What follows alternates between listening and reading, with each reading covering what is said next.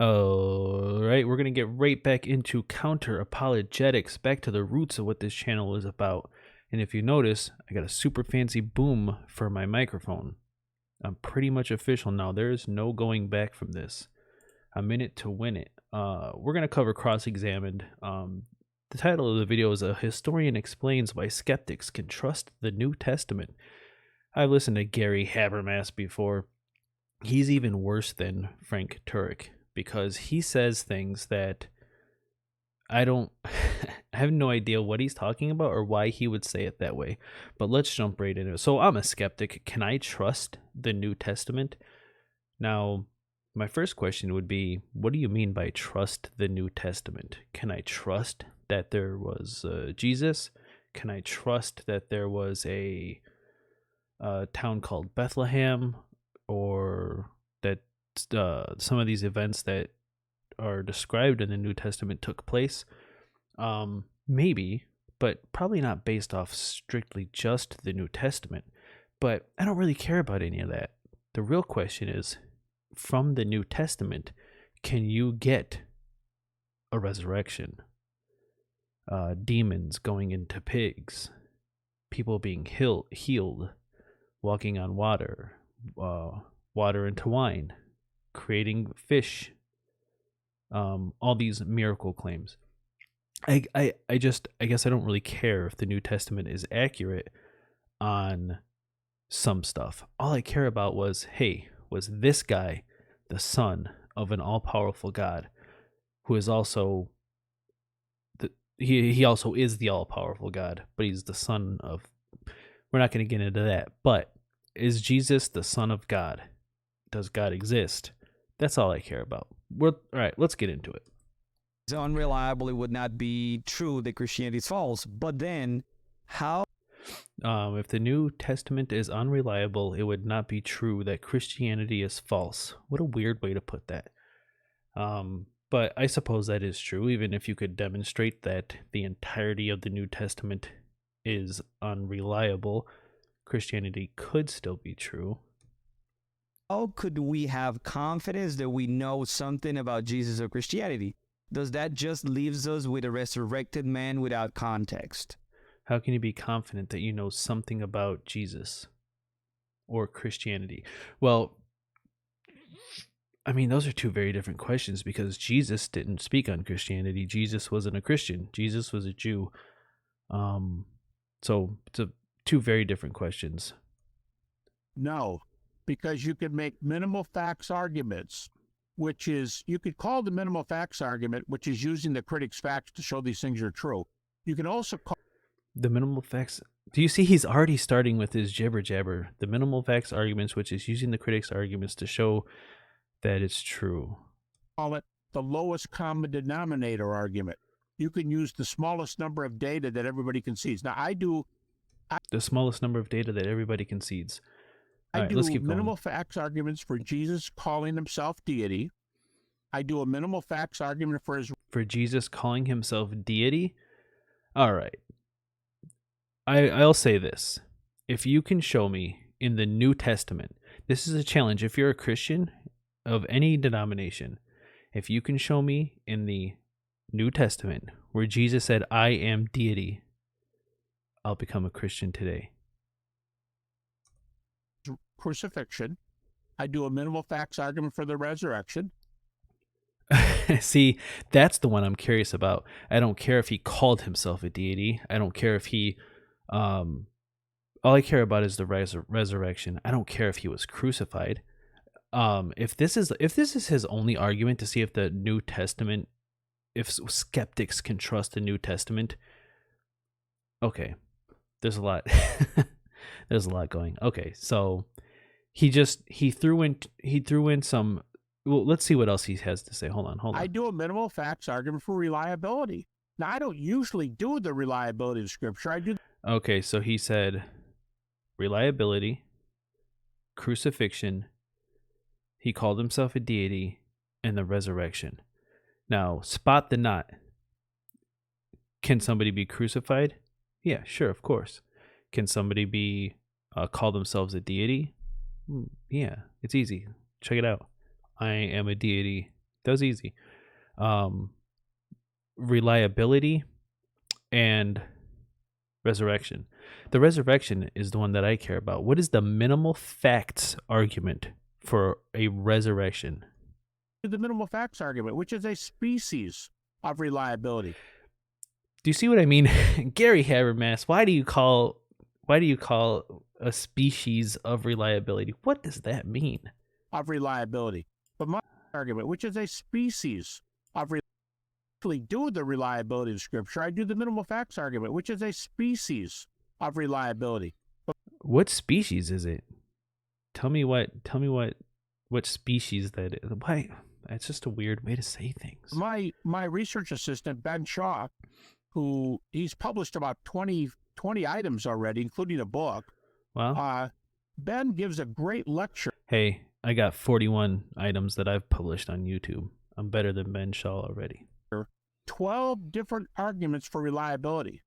And these arguments are fantastic. I mean, 12 categories of arguments. I will do 12 species of arguments, Gary. Come on. And everything we do minimal facts. So you go down the list and get everything. And pretty soon, you know what you're going to get? You're going to get an inspired Bible out of the deal. But the things we're most What? serious about are the gospel, deity, death, resurrection of Jesus, and are you ready to say I do? Hey, by the way, guys, when I was saying... Whoa, he threw a new one in there. Are you ready to say I do? He can't even keep... He's been talking for a minute, and not even, maybe less than a minute, and he can't keep his four things straight. What was it? Resurrection, I am deity. Oh boy, we'd have to go back. I'm not supposed to keep his facts straight. He's supposed to keep his facts straight. Let's go back. What did he say originally? Common denominator argument. You can use the smallest number of data that everybody can see. Now, I do minimal facts arguments for Jesus calling himself deity. Okay, so we got deity. I do a minimal facts argument for his crucifixion. Crucifixion. I do a minimal facts argument for the resurrection. Resurrection. I do a minimal facts argument for reliability. Reliability. Now, I don't usually do the reliability of Jesus, and are you ready to say I do? Hey, by the way, you're going to get an inspired Bible out of the deal. But the things we're most serious about are the gospel, deity, death, resurrection of Jesus. Deity, crucifixion, resurrection, and Jesus. And are you ready to say I do? Are you ready to say, yeah, he's already changed guys, it. when I always say, here's deity. It's funny because we're supposed to, he is coming on to explain why a skeptic can trust the New Testament. And the New Testament was written roughly, let's just say 2,000 years ago. A little less than that, but you know what I mean. Let's say, so this is a 2,000-year-old thing that we're supposed to say is reliable. Reliable being one of his arguments here. But he's already unreliable, and he's spoken within 30 seconds. He's already changed up his argument a little bit. He's not reliable in 30 seconds of speaking, but the New Testament's definitely reliable 2,000 years ago. Death, resurrection. Are you ready to say I do to Jesus? And we know what I do means. You know, better or worse, rich or poor, till death do we part. Only it's not till death do we part for Christians. I was reading the other night in my devotions in 2 Corinthians, and Paul... What on earth is he talking about?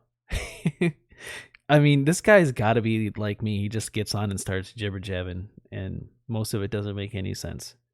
What did he just say? Okay, we're going to go back. We're at 1 minute and 57 seconds. We're going to go back from when he starts talking, and we're going to listen to it all the way through. Also call it the Lord, because you can make minimal...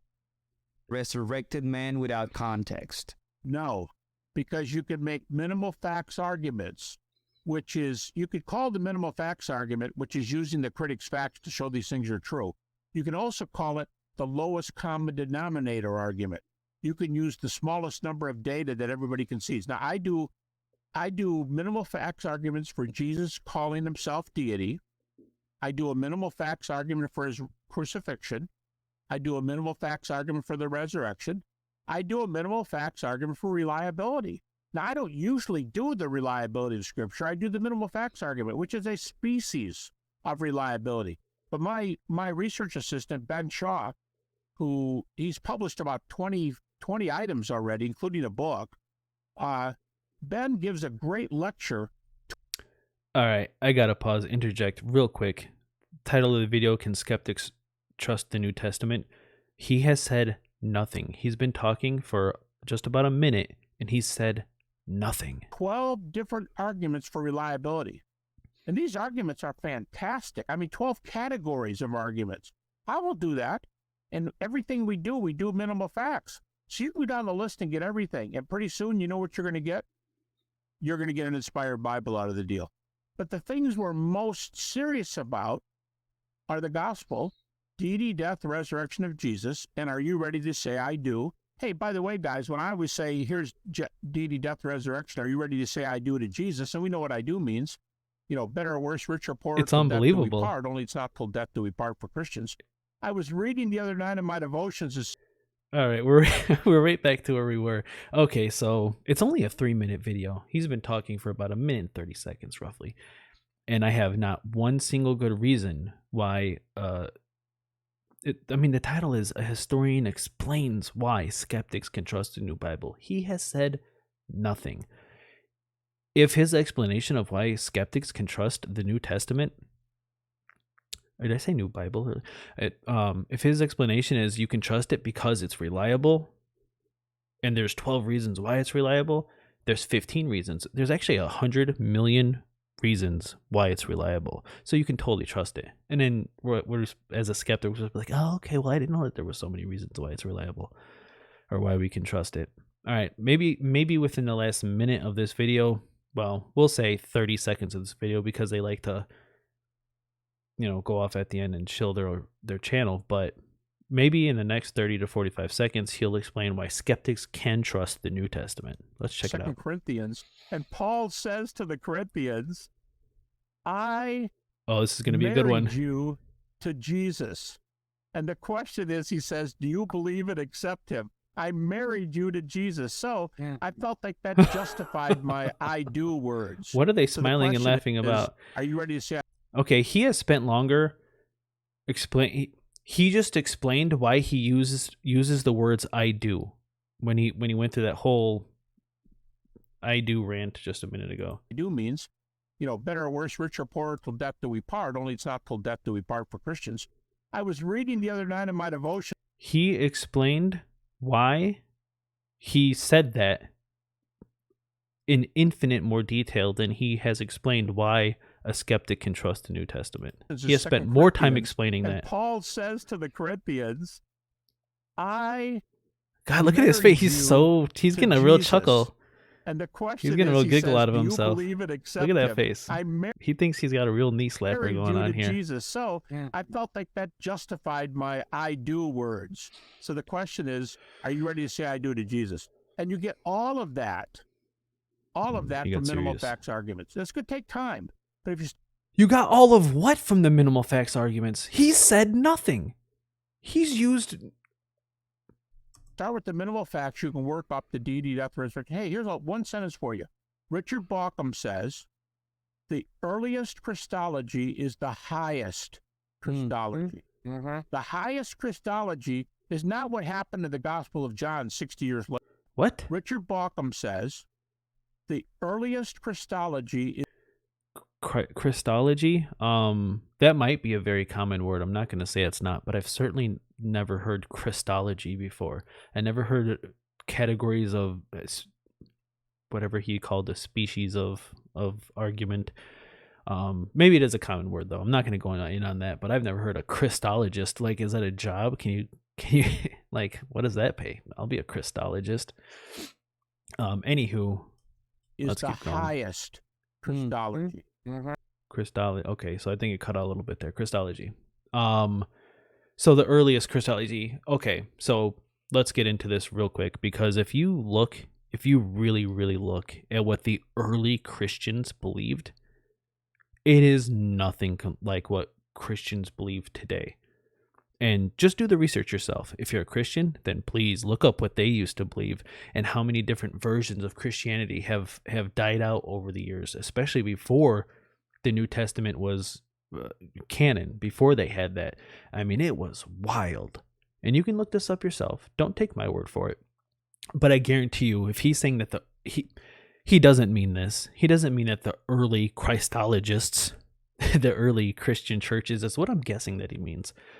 He doesn't mean that those are the most reliable and most accurate. He can't mean that because Christianity today is nothing like early Christianity. But let's keep going. The highest Christology is not what happened to the Gospel of John 60 years later. It came out of the gate, and you can prove that from the data. And guess who's admitting it now? Bart Ehrman. Yeah. The atheist New Testament scholar. Okay, let's say that Bart Ehrman has I don't know what Bart Ehrman has admitted because he didn't say anything. Let's go back. We'll play it on. And you get all of that from minimal facts arguments. This could take time, but if you start with the minimal facts, you can work up the deity, death, resurrection. Hey, here's one sentence for you. Richard Bauckham says, the earliest Christology is the highest Christology. Mm-hmm. The highest Christology is not what happened to the Gospel of John 60 years later. It came out of the gate, and you can prove that from the data. And guess who's admitting it now? Bart Ehrman. Okay, I don't know what that sentence means. First off, how are we categorizing the highest Christology? What does that mean? But he's saying that you can prove that the highest Christology came out of the gate with the data. You can use the data to prove that the highest Christology came right out of the gate.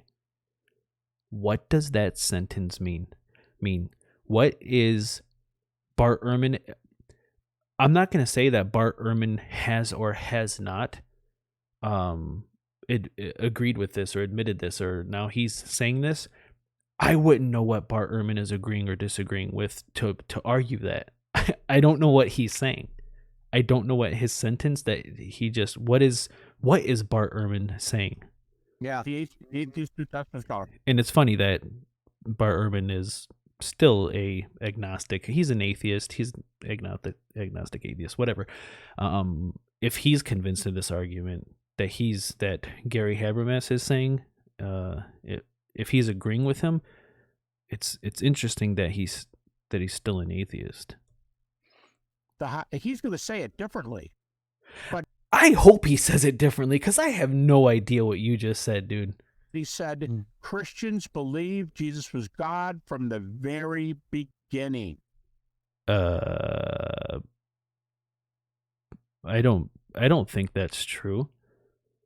I definitely don't think that's true. I won't take a stance on it one way or the other, but from what I do know, early Christians, I mean like early Christians within the first 100 years from the day Jesus was supposedly crucified to the first 100 years, I don't think there was a huge belief, or maybe the first 50 years, very early Christians, I don't think it was a common belief that he was actually God himself. Mm-hmm. So minimal facts, yeah, we could do it. Bart Ehrman does not believe anything like reliability or inspiration. Okay. So I have no idea what he just said. I can't make sense of anything. And I know why. Maybe it's a problem with me, but I'm going to say that it's because he didn't say anything in that whole 3-minute clip. He didn't say anything that made any sense. I took no information away from that video.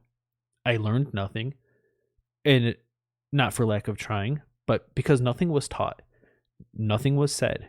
He just rambled on for a good 2.5 minutes about nothing. If I'm wrong, let me know. Let me know in the comments if I'm wrong. What should I have taken away from that video? As a skeptic, why should I, strictly from this video, with no other information, as a skeptic, why should I now, after watching this, be able to trust the New Testament? Let me know, because that was bizarre. Anyway, all right, let's end it.